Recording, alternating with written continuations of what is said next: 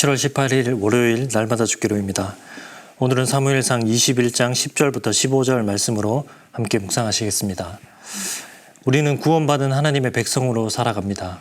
우리가 구원받았다는 것, 큰 능력과 표적과 강함으로 구원을 받은 것입니다. 타락하고 죄 많은 세상에 노예되었을 때 하나님의 강한 손으로 우리를 건지셨고 홍해 앞에서 강한 능력의 팔로 우리를 인도하셨습니다. 그러나 그 구원의 모습이 항상 그러한 극적인 순간만 있을까요? 구원을 살아가고 있는 우리에게 경험되어지는 현실은 그렇지만은 않다라는 것입니다. 1번 보시면은 다윗이 사울 왕의 추적을 피해 도피한 곳은 어디입니까? 10절 보시면 그날에 다윗이 사울을 두려워하여 일어나 도망하여 가드 왕 아기스에게로 가니, 다윗은 사울 왕의 추격을 피해서 블레셋 가드라는 지역으로 도망을 갔습니다. 가드는 블레셋의 주요 도시였고 또 우리가 잘 아는 거인 골리앗이 바로 가드 지역의 출신이었습니다. 다윗이 있었던 노업과 또 사울이 있었던 기브와는 거리가 가까웠기 때문에 다윗은 아마 이곳이 안전할 수 없다라고 생각했을 것이고 사울의 그 영향력을 벗어나서 블레셋으로 가게 되었던 것입니다. 2번 보시면 다윗이 아기스 앞에서 신분이 드러나자 어떤 행동을 했습니까? 13절 보시면 그들 앞에서 그의 행동을 변하여 미친 채 하고 대문짝에 그적거리며 침을 수염에 흘리매. 그곳에서 다윗은 자신의 그 신분이 다 노출되게 되었습니다. 이스라엘은 늘 블레셋과 전쟁 중에 있었고 지금은 그 이스라엘을 사울이 이끌고 있습니다. 그래서 사울과 블레셋은 사이가 좋지 않았습니다. 그런데 지금 다윗을 해치려 하는 적도 사울인 상황입니다. 다윗과 블레셋의 그 공통의 적이 사울이 되기 때문에 다윗이 이스라엘을 등지고 싸우겠다라고 하면 아마도 받아줄지도 모른다라고 생각했을 것입니다. 자신이 가드의 그 용사 골리앗을 죽인 그 다윗이라는 사실을 숨기고 그곳에 들어갔던 것입니다. 그러나 그의 몸에는 골리앗을 죽인 칼이 있었습니다. 당연히 모든 신하들이 이 칼이 무슨 칼인지 다 알아보았습니다. 심지어 당시 골리앗을 죽이고 이스라엘 백성들이 불렀던 그 승전가의 노래인 사울이 죽인 자는 천천히요 다윗이 죽인 자는 만만히로다 라는 그 노래까지 생생하게 기억하고 있었습니다. 다윗은 그의 신분이 다 탄로났고 더 이상 물러설 곳이 없게 되었던 것입니다. 그래서 그 앞에서 미친 채라도 하기 시작했던 것입니다. 침을 질질 흘리며 또 침을 수염에 다 묻게 했습니다.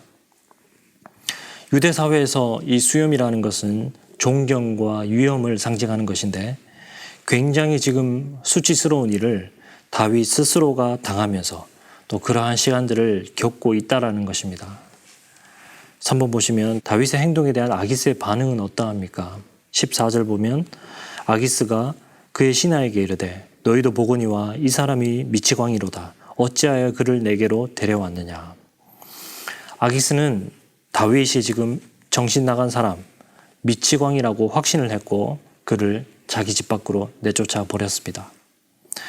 4번 보시면 평소라면 하지 않았을 행동을 해야 할 만큼 두려운 다윗이었지만 하나님 안에서 어떤 신앙으로 살아가는지 묵상해 봅시다. 다윗이 이런 행동을 했던 이유는 하나입니다. 자기의 목숨을 부지하기 위해서입니다. 그의 생명이 지금 훨씬 더 위험해졌기 때문입니다. 이렇게라도 하지 않고서는 그 적으로 둘러싸인 곳에서 결코 살아나갈 수 없다는 것을 알았기 때문입니다. 하나님은 이런 긴급한 순간에 정말 놀라운 능력으로 나타나셔서 다윗을 구원해 주시면 안 되었을까요?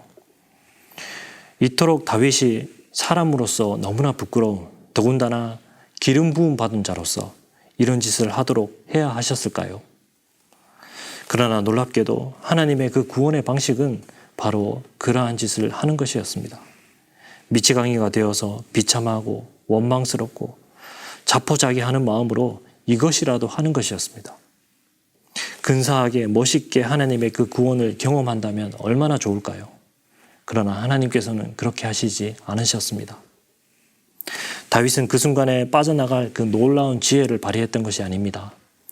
그저 모든 것을 버리고 자신을 내어놓고 가장 낮은 자리에서 그 자신의 비천함을 알고 하나님 앞에 겸손히 도움을 바라보며 침을 흘리며 그 비참을 집어삼키며 마음속으로 간절히 기도했던 것입니다.